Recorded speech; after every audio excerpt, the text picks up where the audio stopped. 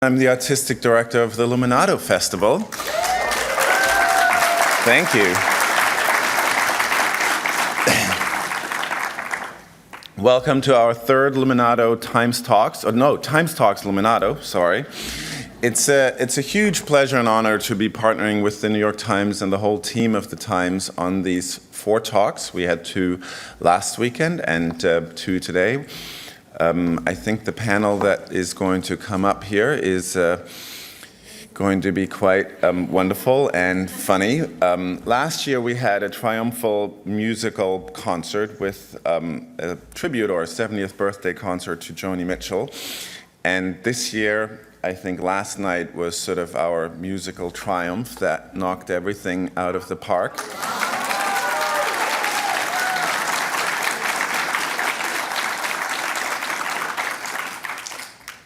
With the idea for the Broadway Love Duets concert, If I Loved You, with an amazing cast of singers.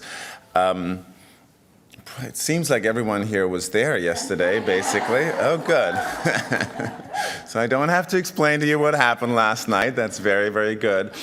I want to introduce my colleague, Carol Day, from the New York Times, and thank the Mars Center here for having us, for hosting us, for being our partner on this amazing group of talks. Thank you so much and enjoy this morning. Thank you.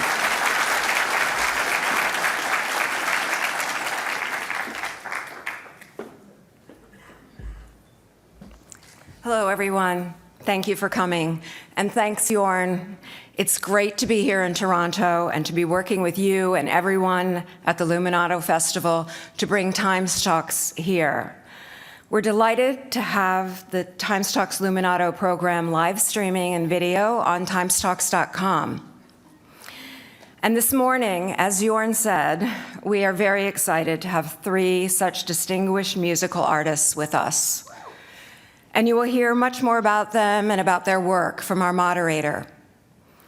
In the 23 years that he has been chief pop music critic of the New York Times, he has watched YouTube record an album in Dublin, spent an evening at Radiohead's favorite pub, interviewed Tori Amos in Madrid, Mary J. Blige in New York, and just last year, Joni Mitchell in Toronto.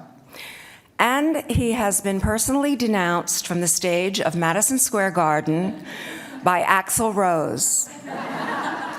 Twice.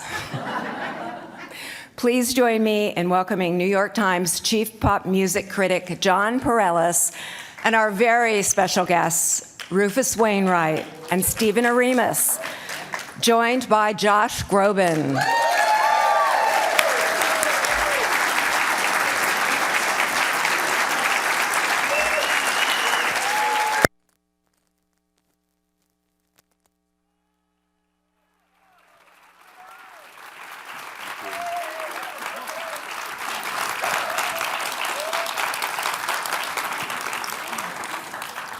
Well, hi, good morning, everybody. And it is morning, which is pretty astonishing for actual working musicians. So Rufus, I guess I want to just, what a wonderful show. Thank you. Thank you. What gave you this wacky idea? I have always enjoyed singing the, fairer sexes material in Broadway shows. I mean, I love. There's plenty of great songs for both men and women, but I've always been personally drawn to the female numbers, so that sort of, I guess, began it. And certainly, when I did the Judy Garland show, that was more focused around that material, and then I don't know, and then I think it just dawned on me one morning that it would be fun to do it with a bunch of guys. I think one of the things is that. Whether it's not a gay thing or a straight thing, I don't know, but just men singing together romantically is just very romantic, and it's very, and I think that it's something that everybody can relate to, and that everybody's really kind of celebrating right now with all the advances politically, with gay marriage and adoption and so forth, and all the work that is to be done, and because it is still, there is still a human rights issue in other countries and stuff. So it's very current right now. So it kind of was a meeting of all those ideas. Did you come up with a song list and then find people, or did you find people and come up with a song list? God, I don't know. I didn't come up with a song list first. I approached people first. Especially, I know David Byrne is going to be doing a talk this afternoon, but he was really the first person he wasn't the first person I contacted. I contacted a group of people, but he immediately came back. What was your elevator pitch to David Byrne? What was your like? Don't you want a chance to sing with the greatest singer in the world? Just kidding. I didn't say that. Something, akin to, I love this material, let's try to do it together. But then he immediately got back and was so enthusiastic. And once I had him hooked, it was very, very, easy to go to other people. And with David Byrne in the show, it put it on another level. Yeah. So. I was just wondering if you were like searching songs for subtext. Well, I think that once we decided, that everything had to have some form of love theme, and when we found a whole, but it varied, and we wanted it to be a colorful evening. So, for instance, like Every Day a Little Death is like not quite a love song, not really. But it's kind of an anti-love song, but it's so beautiful, and we wanted to show all different shades of romantic love. Yeah. And we had such a huge canon to choose from. Well, my solo wound up being someone else's story. Yeah. But what was the song you guys were thinking of next to that? It was completely different. It was something like Diamonds Are a Girl's Best Friend or something like that. I think you said Big Spender. Big Spender, that's it. Yeah, Big Spender. I wanted to play a hooker. Yeah. So when I was on the phone with them, and they're going, we're thinking for the solo, okay, we got to move on. We're thinking either someone else's story. I'm like, yes. And they're like, or Big Spender. And I'm thinking, okay, well, You're like, I don't know. Got to work on my high kicks for that one. Yeah. But, Well, it would give you a chance to do blues, though. It would give you a chance to. It would show off something you don't often do. It's actually, I say it and I laugh about it, but I was spinning about the idea, the possibilities of it, and the different ways we could interpret it. Right. And it was actually a great thought, and I was actually honored that he thought I could pull it off. But to the point of picking songs, it was really fun, at least for me, to have that conversation of what could work, and it got our I heads think spinning. there's certain songs, for instance, like You're the Top, which is, a no-brainer. You couldn't resist. You just couldn't resist. And or We Kiss in the Shadow, which, if taken out of the context of that show, where I guess I don't really know what's going on in the show, but it feels like it's too Forbidden love. Love of more of like a racial nature or something in that context. But sung between two men, it works perfectly. Yes. Today in terms of what's going on, and there were some other surprising numbers, and they'll come to me at some point. But those two especially. So you did want the show to have some political point as well as... Yes, and it's fun. The last song, I mentioned it Somewhere. last night, Somewhere by Leonard Bernstein, where I initially was, it always seemed a good idea to sing it, but then in rehearsals, I got a little... annoyed, frankly, with the song, because it just kind of engendered this very icky feeling for some reason. It hit something that I didn't necessarily feel comfortable expressing, which is, this oppressed, morose, very nihilistic almost quality to that song. It's not going to happen here; it'll happen after we're dead. But then I realized after performing it, and that is an element that you have to contend with if you're going to bring up gay rights, and you can't sort of sweep that part under the rug either, because it has been such a struggle, and there have been so many victims really of injustice. So Yeah. Well, I was thinking the show was sweet, romantic, creepy, deranged. You had all of these. You had this whole kaleidoscope of ways of looking at love, and you never knew what was coming. Stephen, I wanted to ask you about the music because that was a big, wonderful orchestra. You don't get to see a band that big on Broadway even. That's true. Yeah. I mean, that must have been a privilege to work with. Oh, it was a thrill, yeah. When we based it basically, because when Rufus and I had done the Judy Garland show, Judy's orchestrations for that, we reconstructed the original orchestrations from 1961. And by reconstructing, do you mean let's listen to the record and figure out where the oboe came in? Well, yeah, actually, a brilliant musician by the name of John Charles, whose father was one of Judy's music directors years ago. We had about 9 of the charts for the Judy show that someone had because Sid Luft had them on microfilm, and it was like a spy movie. I was like, where do you? So no, because this stuff disappears. No, yeah, it was. I mean, and even the charts that we had were. I mean, it was complicated at best to make it work. But anyway, and then so we had those, and then all the other ones. Basically, this phenomenal gentleman put together. Based on many different cross-referencing all these different recordings that she had done, and plus he had to take all of the arrangements and put them in the keys that we had chosen, and then we had to decide what kind of revoicing it needed because instruments were out of ranges, and so it was it was really exciting. And some of those keys, I have to say, like the orchestrations sound even more exciting in some of the keys that we did the Judy show in. Drop D. So yeah, I know, right? Grunge. So when Rufus and Jorn came to me about the show, I said, well, let's go big. Obviously, if we're gonna do, it's gonna have a very different vibe. So let's go with a large, let's say 40 pieces, just like the Judy show. And it's a very different. It's not like the Judy show had, it was like a big band with strings, basically a big string orchestra. Here it was much more symphonic, but we did incorporate some of the elements of the jazzier types of songs, and so you heard a couple saxophones in there, but Yeah, no, I was listening to. Sorry, I got to look at my notes.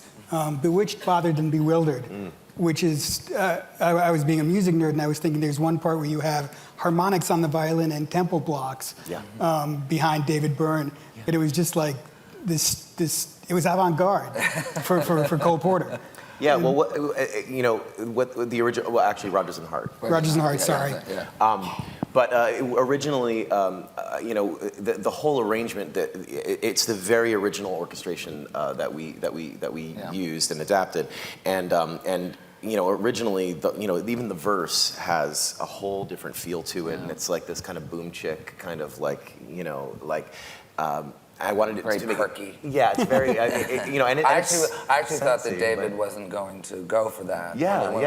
Before he arrived, we ran through the arrangements, and I was like, I think we better, make a provision in case he doesn't want to sing it, because it's very unlike how one usually sings a song in this kind of loose, smoky way. It's like a theater piece. So. Yeah, that's why we thought it would be better to to have that real recitative kind of like con la voce piano happening, and then all of a sudden the orchestra kind of comes in, and because back those old orchestrations all have the violins sawing away at the melody, and you hear the melody just enveloping you over and over.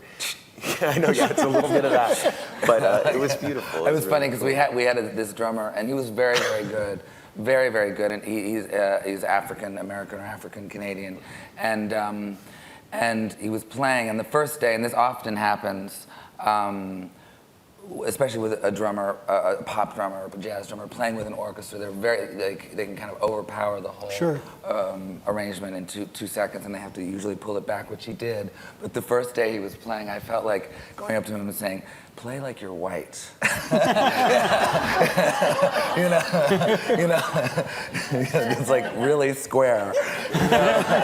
But he did fantastically well. So. Wow. He was fantastically white. So Josh, you're way down there. Does this tempt you to do a real Broadway show?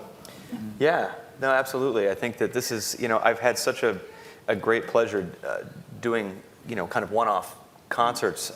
This is one of the most enjoyable musical experiences I've had in a long time, just because it was, it was music that I love, it's material that I grew up loving, and to be able to do it in such an interesting way and to kind of deconstruct how we do it musically, how I thought about it vocally as a duet and with Rufus as a partner. It tapped into all the things I love about a live experience. It's songs, obviously, that are classic that I love.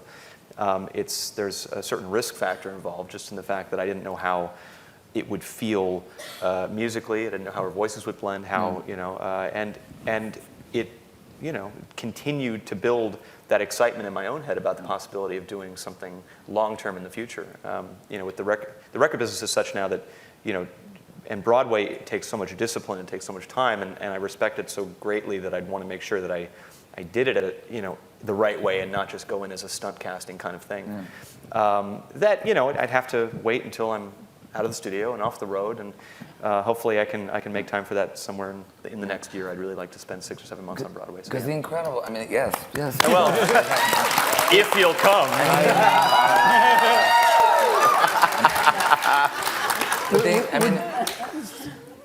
Josh, I just want to ask you, would you do a revival? Would you do something new? Would you do? Well, I mean, it's tempting in either side. I mean, obviously, I think the greatest thrill for me would be to workshop something from scratch and work with some, a new piece of work and a new composer. I think we're desperately in need of not to say we don't have some extraordinary work out there, and Stephen is truly a testament to that there have been moments of true brilliance out there, but we can always use more, and I think that we need more. And so to start something from scratch would be amazing. At the same time, I've got my bucket list of shows and composers that, like last night, I think it was so fun because I think we all got to sing stuff that we've grown up loving. And so I would love to actually do something like Carousel or do something like Sunday in the Park.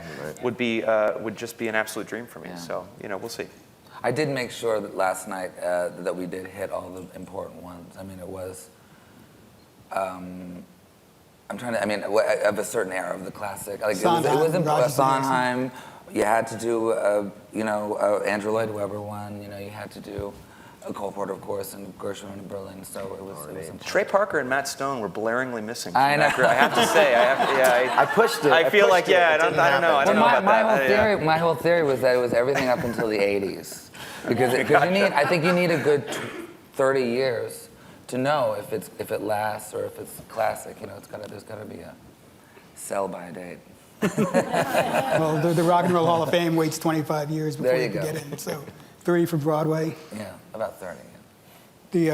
And then of course you had Grease at the end. Yes. A little heterosexual predation for the finale. Yes. Came back to earth. Thank goodness for a sing-along. Yeah, exactly. Well, what was on the what was on the cutting room floor? What would you have put on that you needed the singer for, or you needed the time for? I don't. I mean, really, Hey Big Spender was the one. Was that it? Yeah, that was it. it. Oh man, God. No, there was.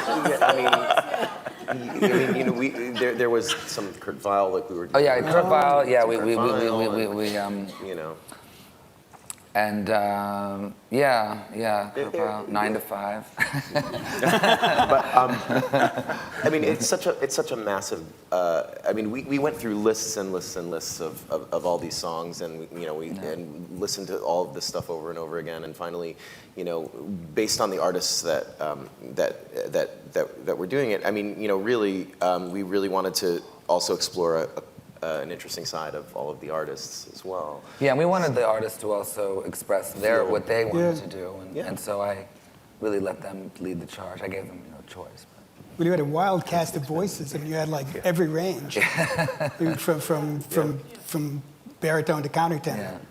I mean, that for me was also very important because I adore Josh, and I love Brent Carver, and I'm not so bad myself. But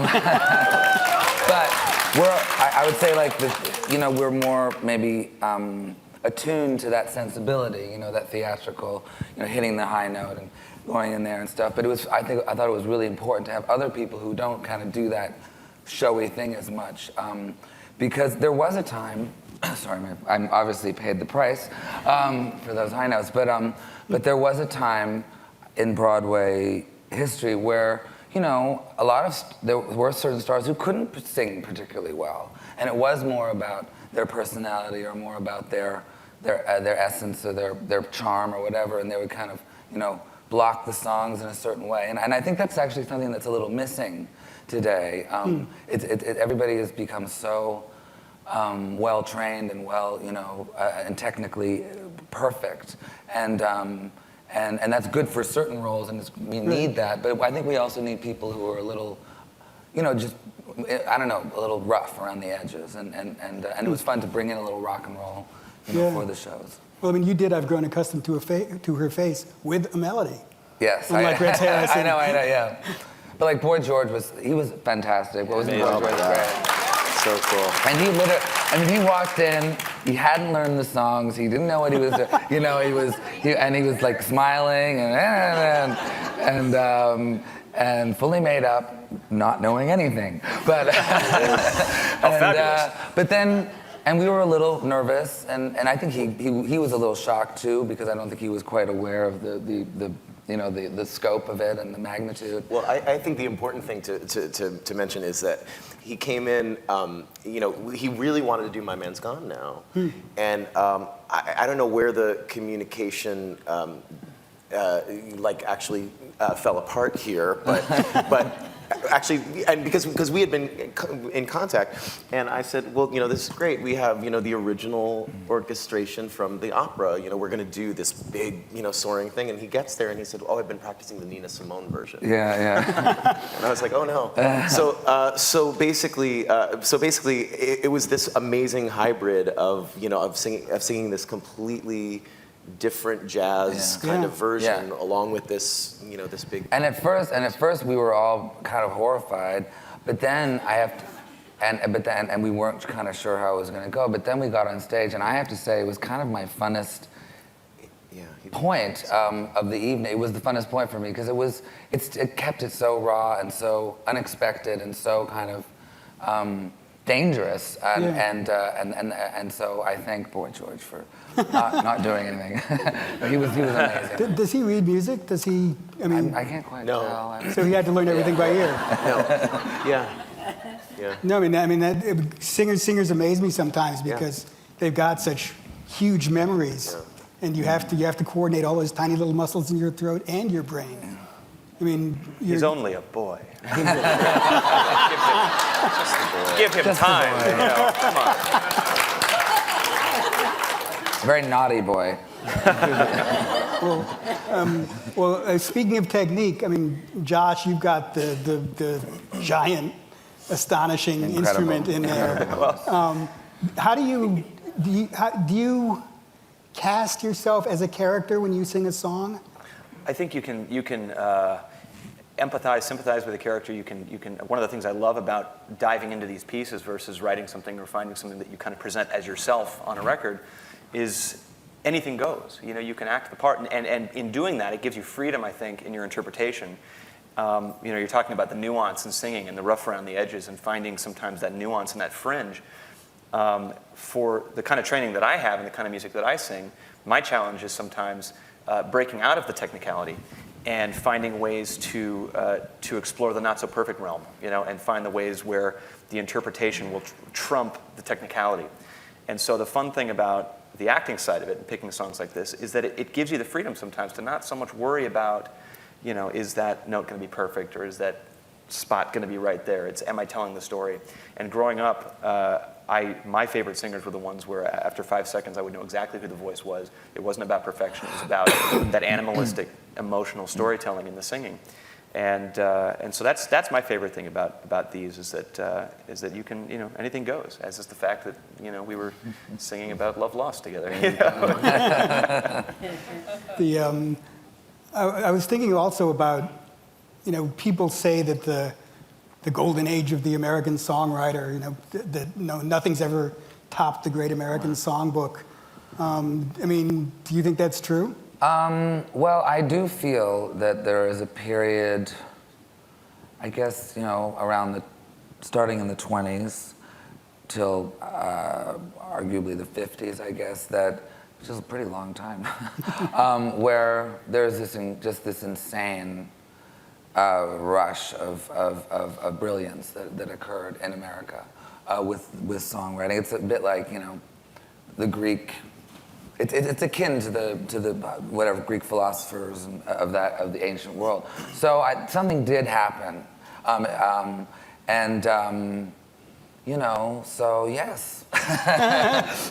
It's all been downhill since rock and roll. Well, I don't know. I like rock and roll too, but the big difference, and this is known and accepted as fact, is that in that era there were primarily music writers and lyricists, and most songs were written by two equal partners, really, and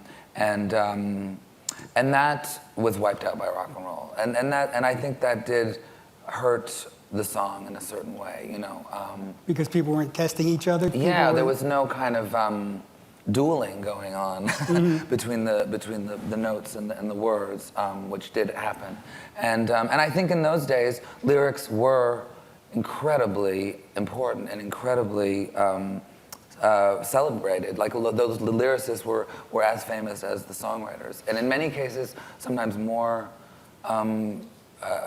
adored, like with Rodgers and Hart or Oscar Hammerstein. Yeah. I very rarely understand anything anybody's singing when I go to a show. It's like, it almost feels like people are enjoying the kind of the sound of the vowels and the consonants without actually understanding what the actual meaning of the words are. And but I agree with Rufus. I think that having that partner sometimes and I think co-writing can be great for that reason, to kind of take you out of your own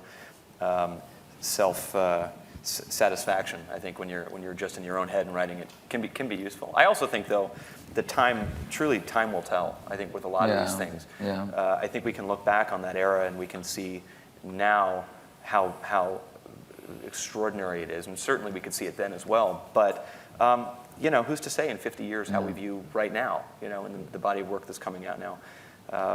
But it's certainly, I think that era was classic and timeless. Well, there's also something fascinating about the level of skill of the arranging was so. I mean, which we were really so blown away by when we did the Judy show. It's like that "Come Rain or Come Shine" arrangement. Is like probably one of the. I mean, it makes me want to jump off a cliff. It's the greatest. In a happy way. In a happy way. Happy Bongos, jump. with bongos. but these the level of detail that of those orchestrations and arrangements were so amazingly complex and so spectacularly exciting. And we found that with a lot of the songs in the show last night. Yeah. When we were doing I've Never Been in Love Before, it's like, and you hear the string writing on that song is and the harmon, the reharm of the chords underneath are just so spectacular. And that You was harmed them again? What? The reharm? Yeah. You harmed them again. You harm them again. You reharm. But they reharmonize underneath. Well, yeah. I mean, it just changes as the song goes. The chord progression changes ever so slightly, and there's this incredible interplay among the strings that's just kind of breathtaking when you really sit down and listen to it. Well, somebody wiser than me told me that in an opera or a musical, the dialogue is what people are doing, the lyrics are what people are thinking, and the music is how they feel inside. And I guess the arrangement must be, your heart and veins pumping behind your feelings. Yeah, absolutely. Well, because it's all part of the effect of the presentation of the song and how an audience is really going to respond. Yeah, and it's also amazing to think. I mean, though I'm sure they didn't have. I mean, I don't know how big a Broadway orchestra used to be. It was probably half the size of what we had. A little, actually, But that they used to do that without in mics. the 30s. Yeah. That they would sing in those rooms without mics, and it's interesting. It must have been an incredible experience to go see that. Well, I wonder if they had to project harder, though. I mean, the intimacy of those songs that people were singing without mics still astonishes me. Yeah. I mean, The Man I Love. How could you do that without a microphone and not be bellowing it? Yeah. I was also thinking the level of literacy of the lyrics. You're the top, all those illusions, and the song from the Pajama Game, That Kind of Man. Yeah. I mean, you had to assume an audience that was classically educated to get all of the references in that to the Trojan War. And that. Well, I mean, I have to say, we're in Toronto, and I think tonight is the Much Music Awards. Yes, which it seems to be a big deal in this town. They like shut off the street, but then, but That's how you know. That's how you know. Shut it down. Shut it down. But I was watching the preparation the night before the show, and I think like they have like the two leftover Kardashian sisters, you know, hosting it. Justin Bieber may or may not show up.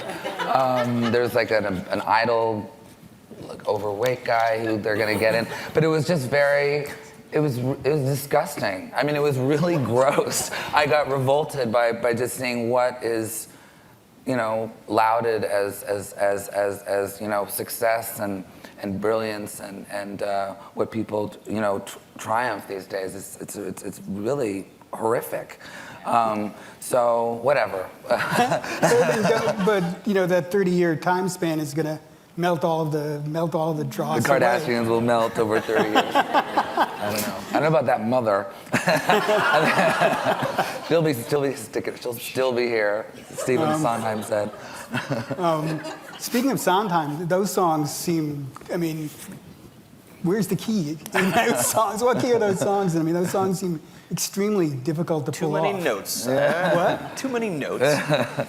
You said, what key are they in? I said, what key are they not in? But yeah, no, it was I'd never sung any Sondheim before, and it was a great pleasure to sing his material. I've never been particularly drawn to him, because I'm more of the melodic, whatever, romantic, or classic tune guy. But once you really get into that material and you see what he's doing and how the attention that's paid to all the different aspects of and the moments in the song, it's fascinating. So that was a great joy to sing his work. Little education. Yes, totally. And Josh, you've done Sondheim before. Yes, my favorite thing about Sondheim is that I can't dance. He's just perfect for me. I grew up kind of worshiping the guy, and I just for me it was, for whatever reason, I was given a VHS cassette of Sunday in the Park when I was about 11 years old, and the message of it as it relates to art, the message of it as it relates to anybody's personal life journey, you know, it was universal. It was specific about who it was about, but it was written in such a way, and he often does this, where you can really put anything that you're going through into his lyric, and it comes out your own personal, you know, experience. And so, yeah, I mean, it's a terrifying thing singing his stuff, because it's very difficult. It's very cerebral and very kind of wordy and staccato in its writing. But I think the emotional punch is just great, and a lot of it again is in those arrangements, those chord changes. Sometimes you can't explain the complicated nature really in layman's terms, but you just know you feel it, and that's the amazing thing about when I introduce audiences to Sondheim, is that, you know, yeah, it's complicated, but for whatever reason I've got goosebumps. This is incredible. So yes, and I had one time we were in the rehearsal room 2 nights ago, where we're all kind of sitting in this giant rehearsal room where everybody's at desks with laptops figuring out the staging, and I'm thinking, this is terrifying. When I sang for his birthday concert, he was sitting 3 feet away from me, and I was singing Move On with Barbara Cook, and just kind of, I was looking for anything, a flinch, a twitch, just something, just to know, is it all right? Is it all right? And then when I asked him, Mr. Sondheim, you know, he goes, call me Steve. Oh, fine. Everything's okay. But yeah, singing his stuff is a joy and a challenge, and I like it for that very reason. And him and Andrew Lloyd Webber are both with us, so they were the two living, I think, or the Grease person, whoever that was. John Travolta, still with us. John Travolta, who wrote Grease. Yes. Along with Olivia Newton-John. He's done a lot of stuff with Grease, but I don't think he wrote the musical. Actually, John Travolta is the name of the composer of Grease when spoken by John Travolta. Okay. Yes.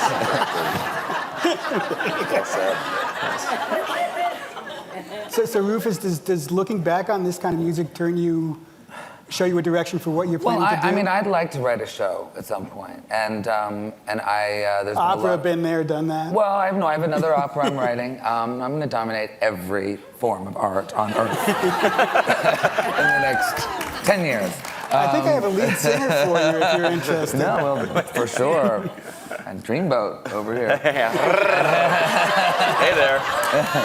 Hey now. But so I did partially do this show to investigate a lot of that material and start to get my chops down for what it might take to do one. So yeah. Anything you learned from a particular song, like going deeper into it?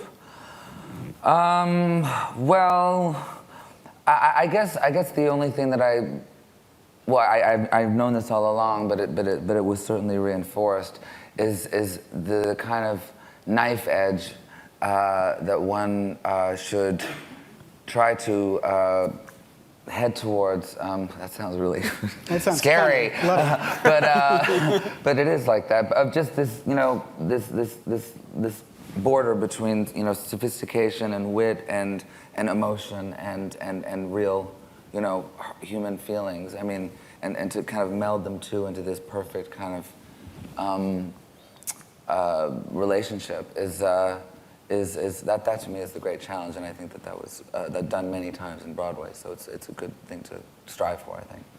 Yeah, some great person said about Broadway songwriting, and my friend Google could not find who it was, but called it a mosaic art, where you have to put every tile precisely into the composition, the word, the music. I mean, it does seem so much finesse is involved. I mean, is that what you guys took away from doing this? I think so. What about you? Well, it's what I do. So Finesse comes down to it, Stephen. I'm like, I think that it really, like we were saying, like just the really examining these pieces and really just seeing what it takes to bring all these songs to life was really exciting. This particular selection of songs and artists, because it was so varied and so completely, so many different styles. And and Rufus always leans, I mean, as we were putting the list of songs together and we're throwing songs out and throwing, he the classics of of R&H and Cole Porter and Irving Berlin, right, and yes. all that, and Lerner and Lowe. I mean, all these great songwriters. It just, as we started to, it really kind of came alive when we rehearsed with that orchestra, and all of a sudden you're like, oh, it's one thing to sit at a piano and go, oh right, these are great songs and they're all put together so well, but then it all kind of took on a whole new life, And especially with. I think that's the most astounding thing is the amount of musical styles that are touched upon. I mean, when you have, Wunderbar by Cole Porter, which is like a perfect Viennese waltz, or There Once Was a Man, which is like a real kind of country number almost, or Yahoo piece, and then,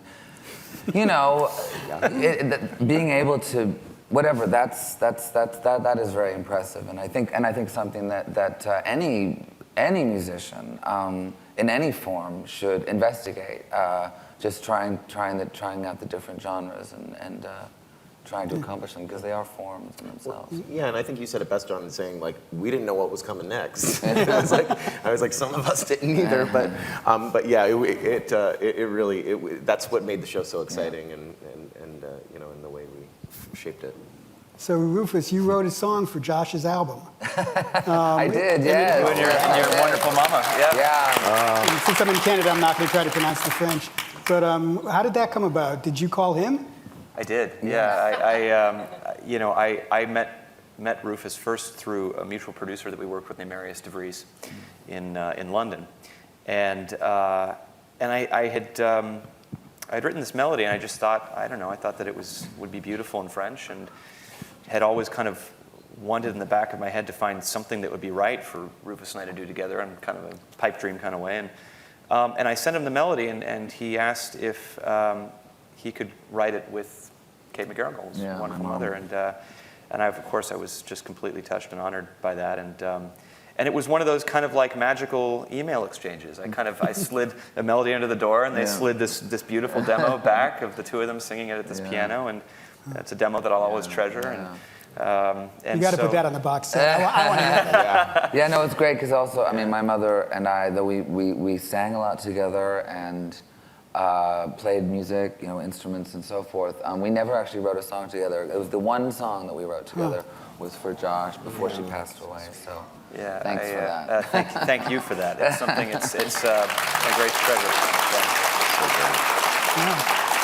Good. I mean, I saw the shared credit, but I didn't realize it was the only one. Yeah, it was the only one we ever wrote together. Wow. So. Good catalyzer, Josh. Man. It was the one song we wrote together. There was another song that I wrote once that my mother then covered and completely changed. That counts. So I guess we kind of wrote that together without knowing it. I see a copyright suit in the future. It was very cute. Yeah. So, Josh, when you choose songs, how do you have the whole world's catalog, multiple languages, everything? Where do you start? Well, it's an abundance of riches, and that can be limiting sometimes for the creative process. I think I like structure. I like one of the things I love about theater is that you have the score, and you better hit those marks. When when it's your name and face, and you're creating something that's kind of you presenting something. You start with hopefully a great song, and there's no bad time for a good song. I think that whenever you whenever you have that 2 a.m. burst of inspiration, and it could be a 15-second recording on your iPhone or somebody that sends something to you that's inspiring, that truly has enough power to get the rest of the ball moving. Yeah, it's the kind of the in-between when you finish your final concert. And then you say, oh crap, it's been a year or whatever, and I'm left with 30 10-second snippets on my phone, and it's overwhelming, but I think it's good to set goals for yourself. It's good to set at least in the beginning kind of a specific approach to what kind of album you want to make. It's never going to be that by the end of it, but at the very beginning you want to say, okay, well this is going to be primarily love songs, or this is going to be my dark record, or whatever it is. Like, I'm going to have my Kelly Clarkson moment, or whatever. But the next album that I'm actually working on now is more specific, which is a lot easier for me because from an original music standpoint, I'm really frazzled right now and not really sure what area to tap into, and I'm sure I'll find it. Light bulb will go off, but I'm actually going to start working on a kind of a stage and screen record right now, where some of my favorite songs of this category and some of my favorite film songs as well, more classic kind of songs. So,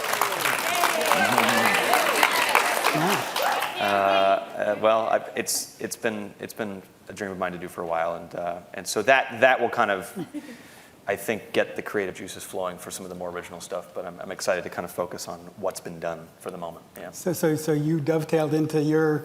Well, this fit perfectly into kind of what I've loved doing, and I'm doing a kind of an orchestra, East Coast orchestra tour this summer, and definitely gonna... Well, you know about that. You know about a row and a half of fan club members sitting here acting surprised. But I'm definitely going to throw some of those songs into that because as you heard, singing them with that full orchestra is a blast, and so we'll kind of try them out, audition a few of them this summer. We'll see how it goes. If you come, I was actually also thinking about how many great songs there are in failed musicals. Right. Oh my God, yes. Songs from flops. Yeah. I mean, Betty Carter did a great album, Inside Betty Carter, of songs from flops. But that would be a great album. There you go. That should be the album. The flop songs. Songs from flops. Songs from flops. Yeah. But do you have a favorite secret song? Ooh. I don't know if this was a flop, but there's a great song by David Shire called "If I Sing" from Closer Than Ever.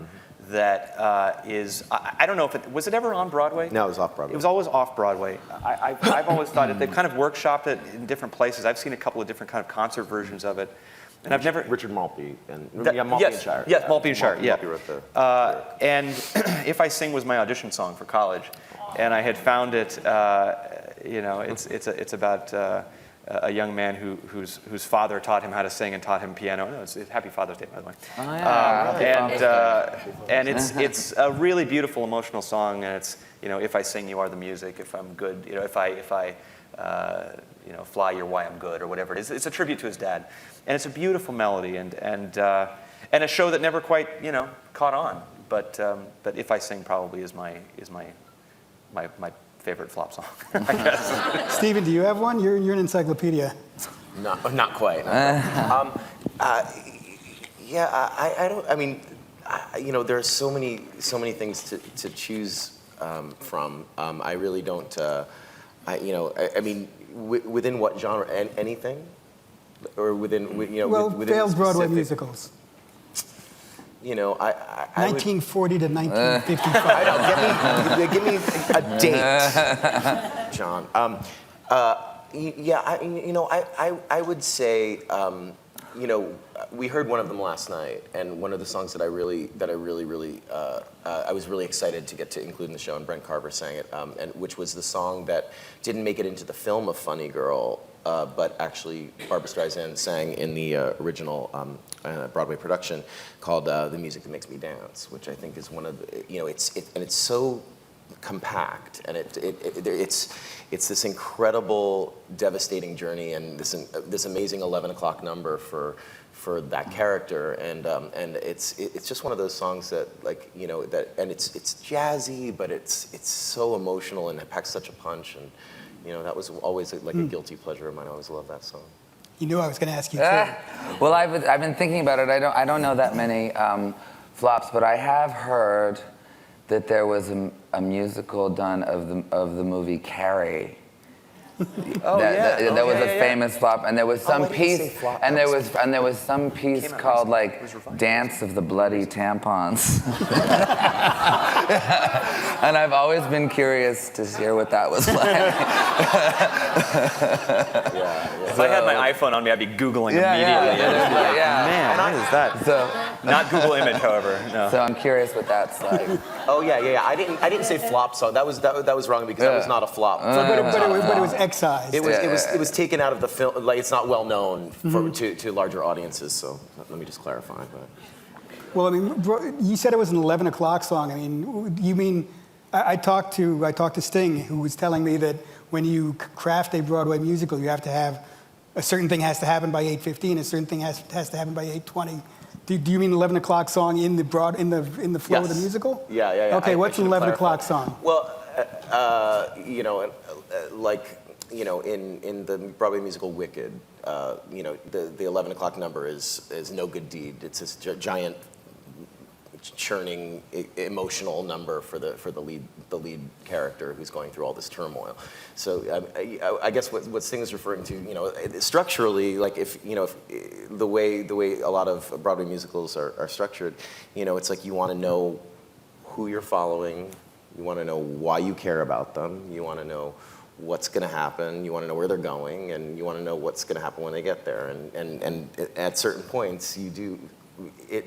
Sometimes it matches up musically that you really want to express that. So that's why I was saying that, in Funny Girl, that song that Brent sang last night, which was replaced in the film by an actual song that Fanny Brice sang called My Man. It was, it's at a very, it's at the moment, her lowest, most emotional moment in the show. So the 11 o'clock song is the song that is like the maximizing for dramatic tension. Yeah.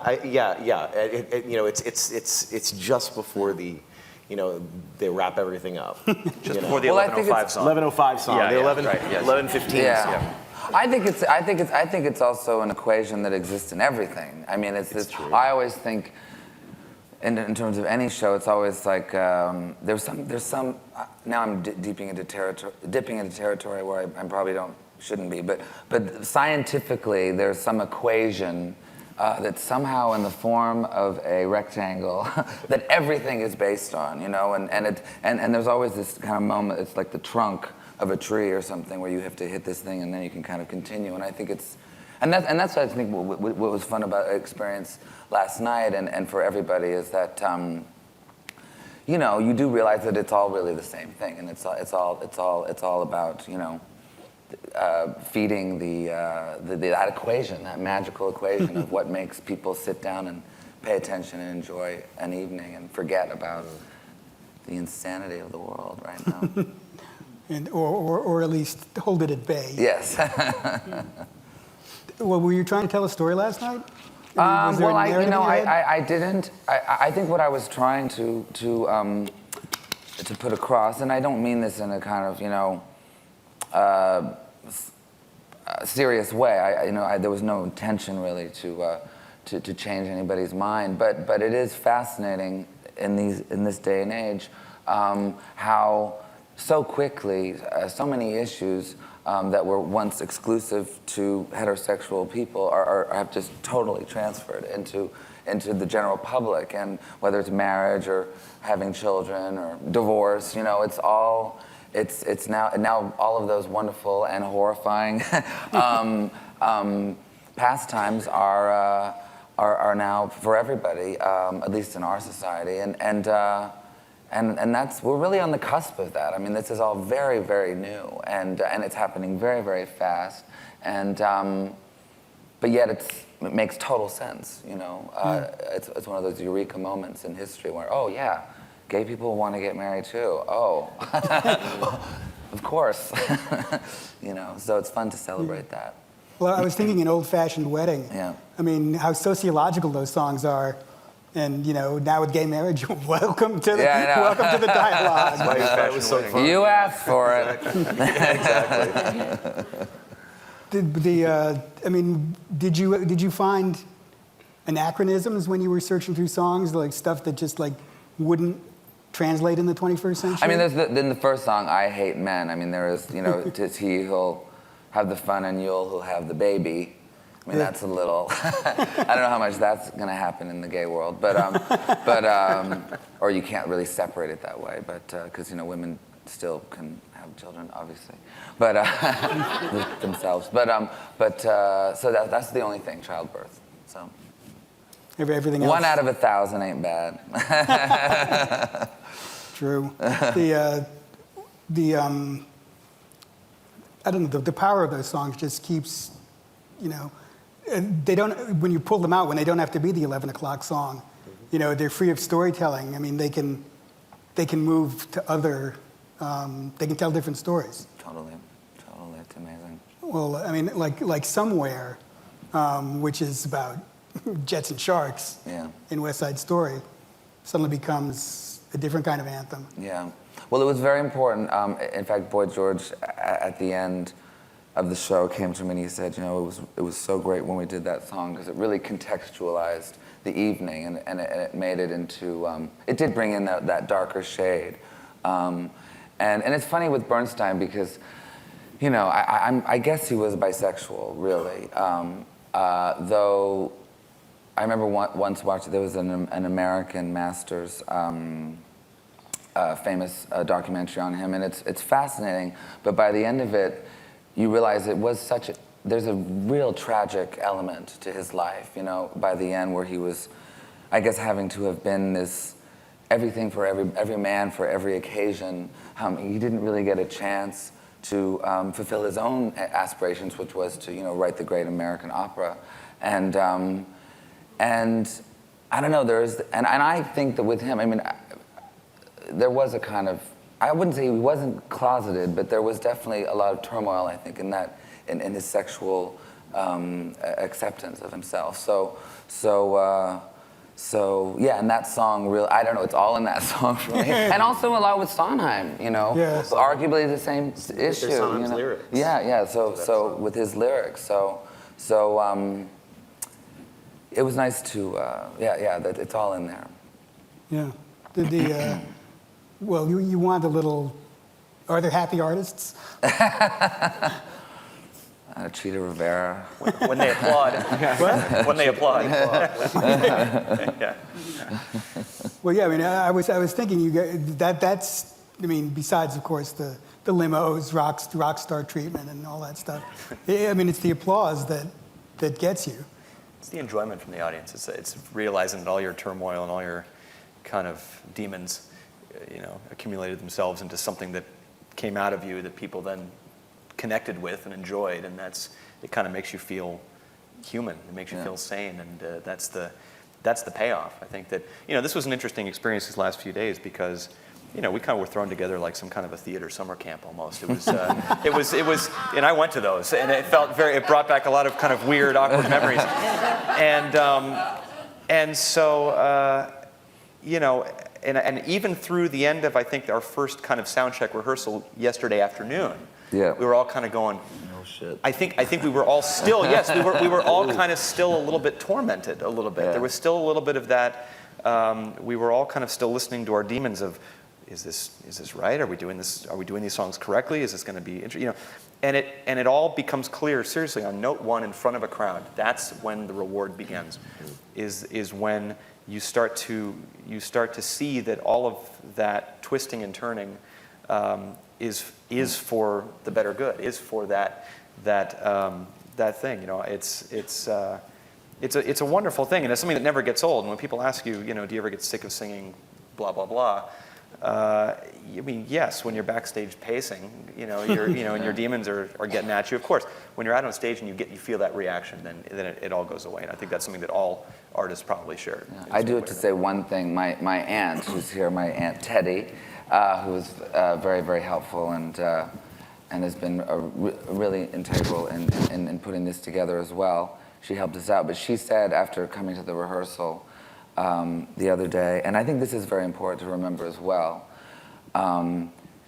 We were, backstage, and she came to me and she said, Rufus, all I can say is you are so lucky to be doing this, to be singing with a huge orchestra, and I think it's that sense of gratitude or being able to maintain that sense of gratitude of how fortunate we are to be working together on these songs with these musicians in this space with a captive audience. It's a real privilege. So yes, thank you for allowing us the privilege. Speaking of audiences, I'm sure there's lots of things I forgot to ask, so we're going to have you guys ask some questions. There's a microphone I see over there. Is there one on this side? You guys can project. I believe in you. But I think they got to hear it online or something. So line up behind. Yeah. Do you want to say something? Yeah, line up behind that lovely woman there. Hi, Rufus. I just want to let you know that one of my big highlights in my life, and Stephen too, was going to the Hollywood Bowl concert to see you perform Judy. Thank you. That was amazing. And I just want to know, is there any possibility of having a record from last night, having you guys all perform and record it? I don't think we would release last night's performance. They would have to be perfect. It was perfect, Rufus. Come on, it was perfect. Maybe a couple of numbers.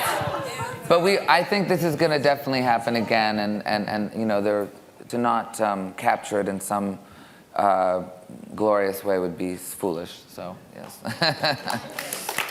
Do you have any plans on where it might happen again? Well, she mentioned the Hollywood Bowl. That wouldn't be such a bad destination. So Slight increase in audience. Okay. Fan club notices will be forthcoming. Yeah, you get the news before anybody. Yeah. Go ahead. Hi, my name's Ron. I'm a kindergarten teacher and arts lover. Last night's show started with a government official mentioning to great applause that we openly elected a gay premier, our first woman premier in Ontario. Yes. And we may have a new era because we were fighting far-right forces that we've inherited from the U.S. Sorry. And my question has to do with a trend that's happened over the last 10, 15 years where a lot of arts funding has been cut and a lot of funding to bring arts funding to children has been cut. So my question is, as artists, what do you believe the artistic community can do to help bring the love of music to young children so that we'll have arts and culture in the future?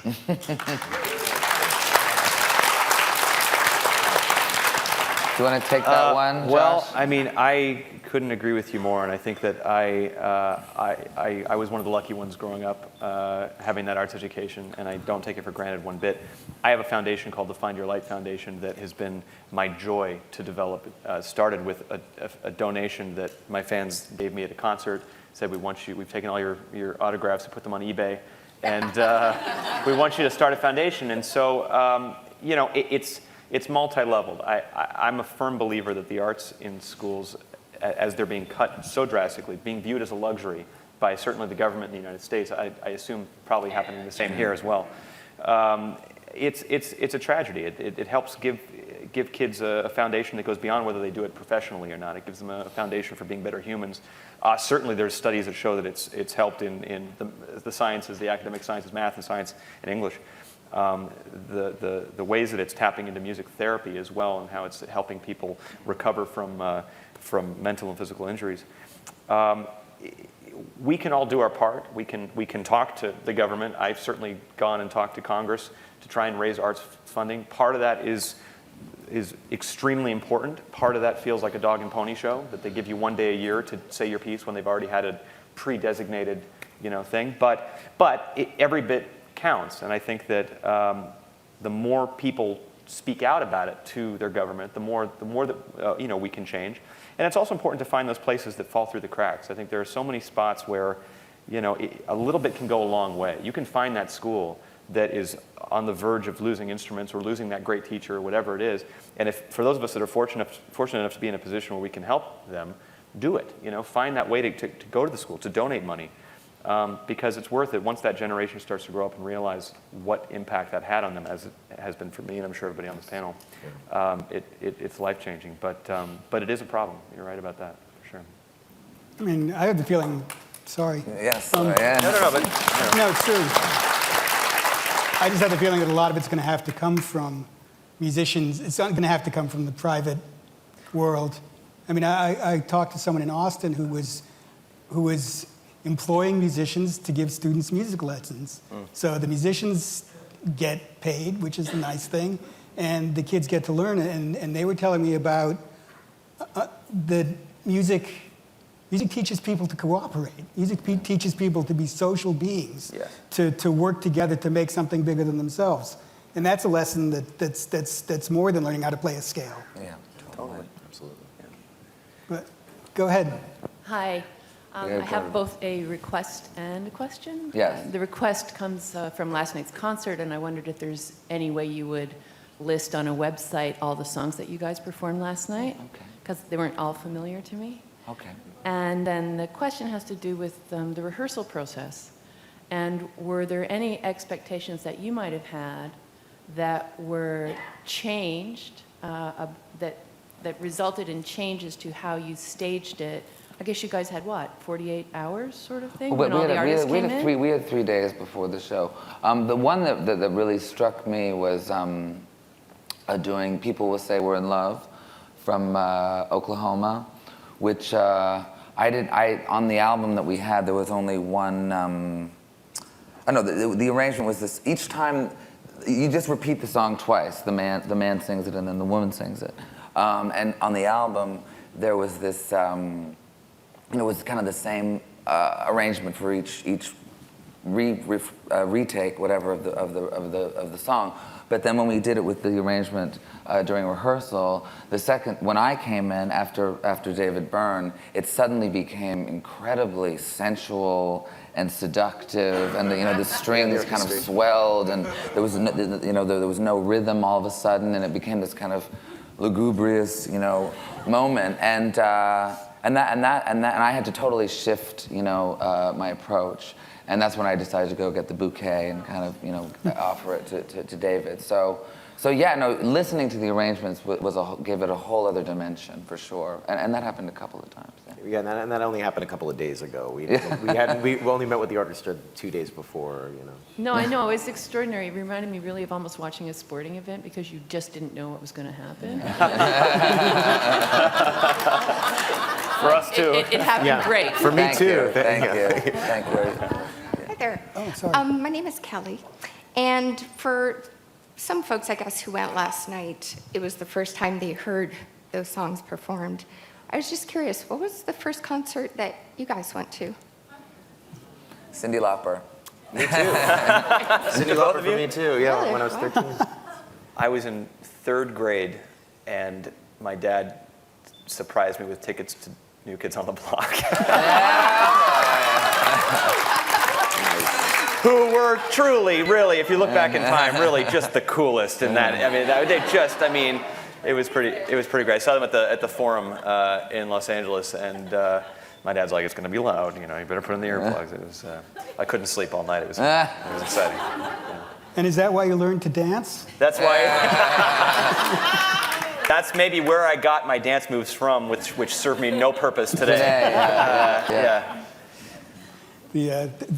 Actually, the New Kids on the Block audiences, I think, are the loudest audiences I've ever heard. Oh yeah? Yeah, louder Okay. than Justin Bieber, louder than the next brand of boy bands. The New Kids, somehow, those girls had lung power. That was. It's like jets taking off. Yeah. And their opener was Dino. I don't remember if you remember Dino. It was, yeah, it was probably better that way. Yeah. Meanwhile, us two gay boys were doing "Girls Just Wanna Have Fun." Cyndi Lauper. Yeah. And I was going home going, Please don't go gay. Joey. yeah. Well, you also had a highly damaging Annie experience in your youth. Yes. Yeah, the first Broadway show I got into was Annie. And I subsequently went to my mother and told her that I was going to play Annie on Broadway. And she said, okay, that happens sometimes. There's some certain productions that use, boy sopranos, which was a complete lie. So I thought I'd be Annie. A dream is born. I know. Go ahead. Hi, my name is Kathy. Thank you, gentlemen. That was a wonderful evening last night. Really enjoyed it. I personally would argue that great art is something that always unites us and gives us that feeling simultaneously of inside ourselves, intimately realizing and understanding more about ourselves, and then within a group of people, we get to all share it together. And there's nothing better than if you're in a theater or at a concert or whatnot, and you turn to somebody next to you that you've never met, and you say, "Wasn't that amazing?" And they go, "Yes." I love that shared feeling. I have a question that is something I heard a long, long time ago, where someone was quoted as saying that, speaking of the Great American Songbook, that American music in particular was greatly influenced, believe it or not, by the sound of the railroad. And I just wondered if any of you would like to comment on any of your own particular experiences or how you think that can be interpreted, because I think it's a really interesting idea. Well, one of my favorite all-time tracks, which I haven't had a chance to sing yet, but I want to, especially because, once again, Happy Father's Day. I was, the other day, I was in the car with my daughter Viva in LA, and she was being a little bit pesky, and I just immediately broke into this song, and it kind of took her by surprise, and it really helped her kind of. We just sang along then, and it was really, really fun. It was a nice way to kind of break the ice, and that song is the Atchison, Topeka, and the Santa Fe, which is about the railway and those lines, and I'd love to sing that piece. So that's I don't know, that's such a great song. So. Thanks. Go ahead. Hi, my name is Patsy. I'm from Chicago, Illinois, and I really enjoyed your show and everybody that was there as well. But I was wondering when Glenn Hazzard, he didn't show up? Yes. Yeah, no, he's been extremely busy, and also, I mean, he has his hit Broadway show to contend with as well, and he's kind of juggling both that world and also has his own pop career. So he was, but he graciously stepped out early on. So that was sad, but it happened. Yeah. The local was a good guy. Yeah, Brent was fantastic. Yes, Brent was everybody loved Brent Carver. He was fantastic. Yes. Go ahead. I know the name of the show is Gentlemen Prefer Broadway, but was there any consideration during the creative process, or would you ever do a show that centered around songs written exclusively for film musicals, like Seven Brides or Seven Brothers or Gigi or any of those? I don't really draw the distinction myself, because I just... and a lot of those film musicals were Broadway musicals to begin with too. So I think it's a similar world. I mean, it's the same world. It's just different versions of those songs. Maybe just another concert. Ladies prefer the cinema. all ladies. All female. Night at the movies. Yes. Just like A gay night at the movies. That would be movie musicals. Movie musicals. Yeah. But yeah, so.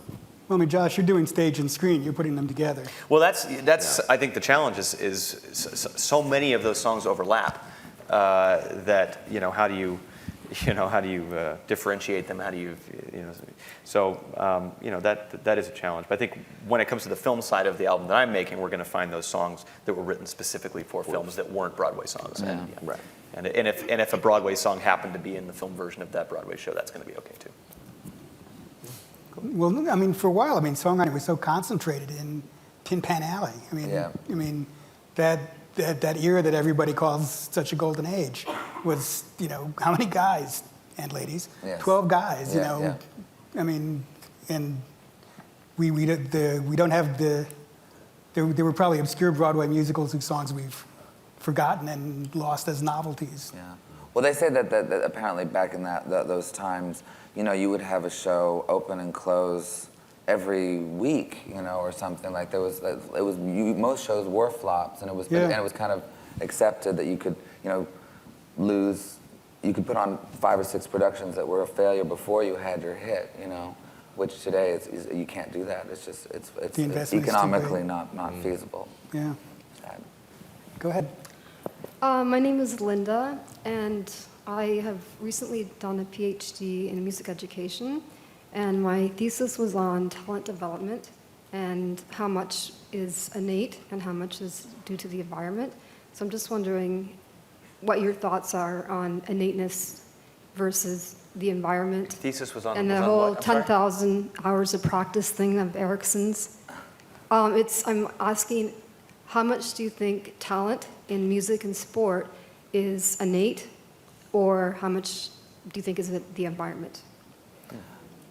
I think personally that it's 2% innate and 98% work.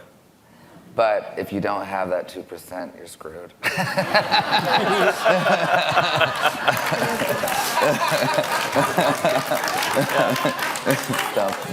I would maybe up that to 10%, but sure, whatever. Different percentages.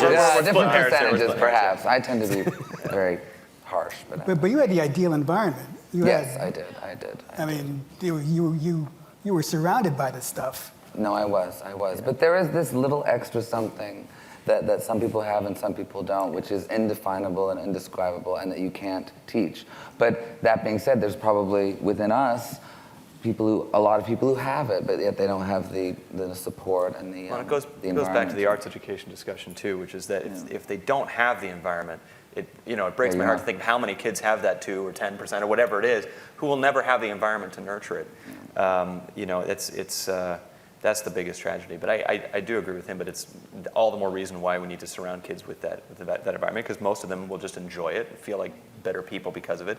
And then every so often you'll find a kid who doesn't have the home life that would nurture that, doesn't have otherwise the schooling life that would nurture that. And it was that environment that made them the next whatever. Right. Yeah, I mean, it also, it like we were talking about earlier with the arts education, it actually studying music and studying art and music, and especially in performing arts with learning an instrument and whatnot, kids think differently. They learn differently after being able to understand that language, and so it is really so important to try to, keep that alive, obviously, but. Where did you study? U of T at OISE here. The other thing, when the other gentleman was talking, I'm not sure if you are familiar with the multiple intelligences, Howard Gardner, but one thing that I find when I try to support music in schools is that music, if you think about it, is the only subject that has every intelligence: interpersonal, intrapersonal, musical, linguistic, mathematical, kinesthetic. It encompasses, math is mathematical, language is obviously language, but music taps into all of those intelligences. It's a wonderful It's amazing we can do it at all. Yeah. We're geniuses.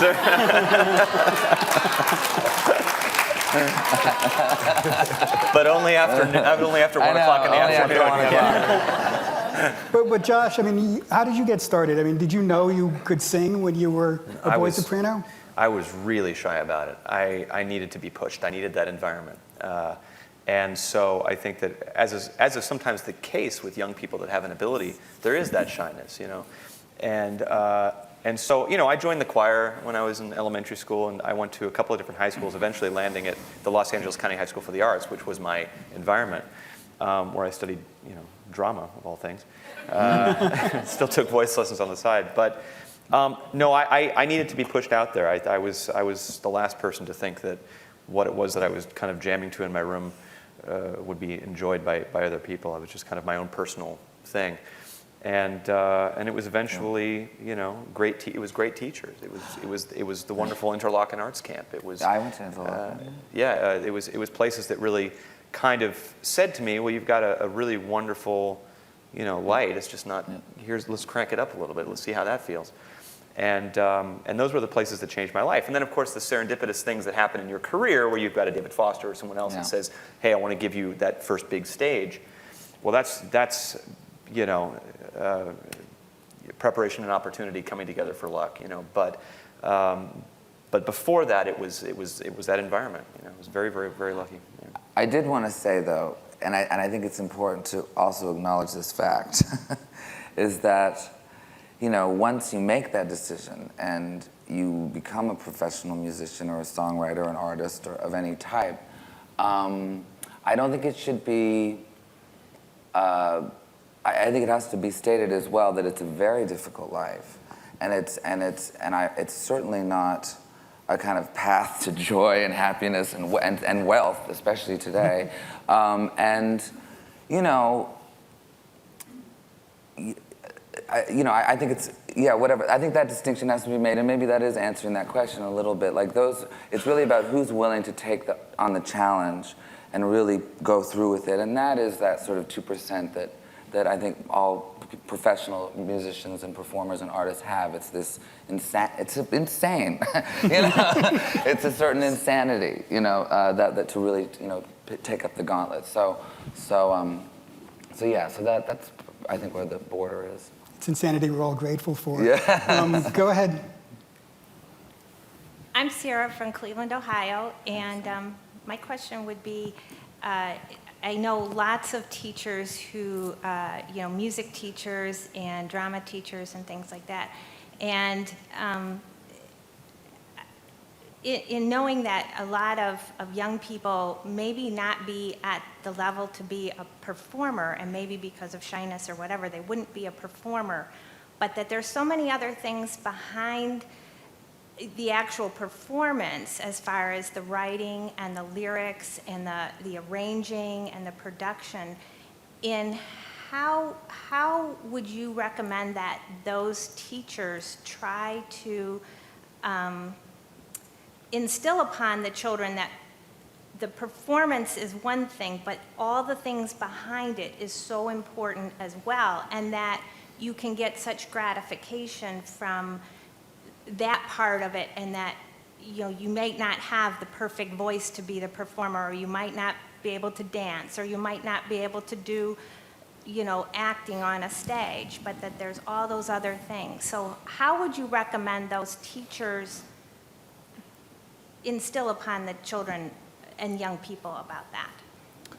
Well, it's a well-roundedness, I think, in the curriculum. I think it's just making sure that they have the opportunity to try different things. And I think it's usually, if somebody has a passion for something, they find it. I think that Most people that I know that are, brilliant songwriters, who don't want to be out in the spotlight, they had that opportunity to write and have their song played when they were younger or whatever, and they found that joy in that. I think it really comes down to the teachers just giving kids a chance to try different things and fail at things and figure out what they love. And just nurturing the creativity in general. I mean, I think that's the key, as far as really, because everyone is going to find their own path, but it's about keeping, especially younger kids in more elementary education and stuff, about keeping their imaginations alive and keeping, getting people to, encouraging them to be able to make up stories and make up songs and do, and just try, as Josh was saying, like try without worrying about failing, which, the only way we get better is by, continuing to stumble over ourselves and make those mistakes so that we continue to learn from, in creativity. Yeah, I think it's also really important to challenge them, and to make it, and to be realistic with them in terms of, the thing with children is that, especially now, I find they're very underestimated in terms of what they should be doing at a certain age and how they should be treated and spoken to, and I feel that for me, one of my greatest assets in life in general is that my mother and my father too, they never, they never sugarcoated it for me. They would take me to Shakespeare plays when I was 5 or 6 years old. They would play, Bob Dylan, whatever, like dark songs for kids, and I think that, because I think kids they're ready to be challenged, and that's where the fun is, that's where the fun is, so yeah, challenge them too. One more.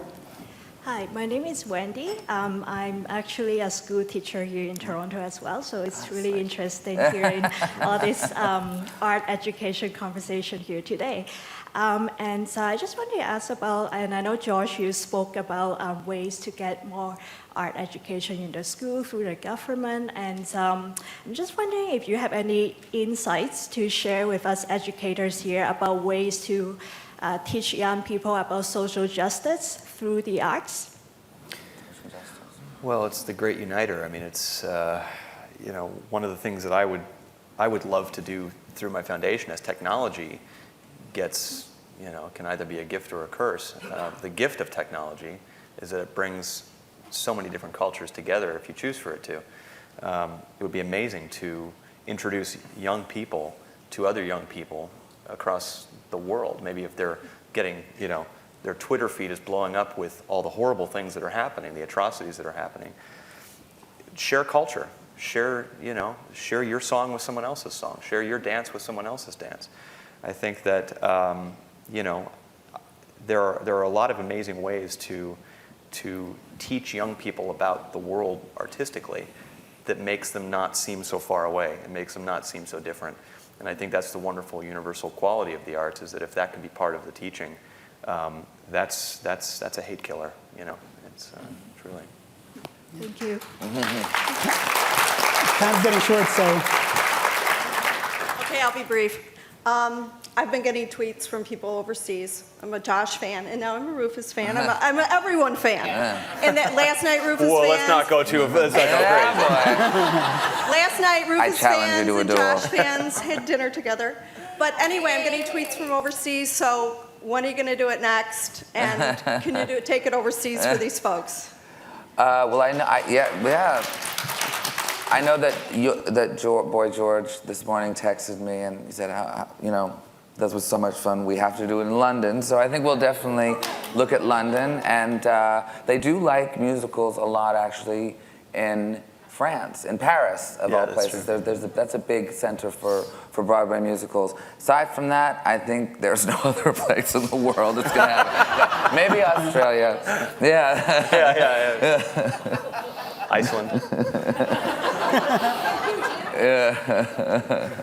Well, I was going to ask you guys, you took all of these songs from presumably heterosexual love affairs. Yes. Do you look forward to having to steal from heterosexual love affairs being obsolete for your next, for love songs in 20 years, you won't have to make that leap? You'll have just love songs between all genders? No, because it's not crazy. No, yeah, I guess so, yeah.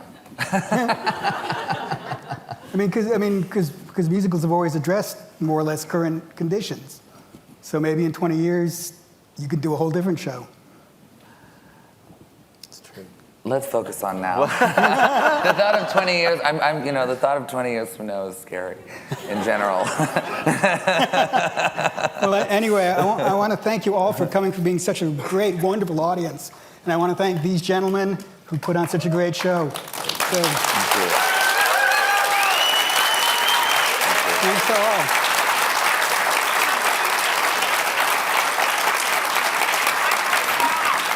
Great, thank you.